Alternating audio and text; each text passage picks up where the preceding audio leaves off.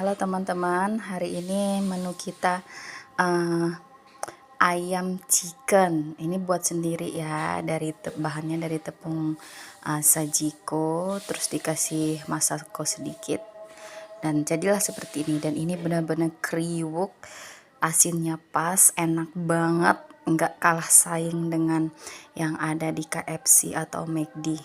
Ini benar-benar enak, dijamin mantul.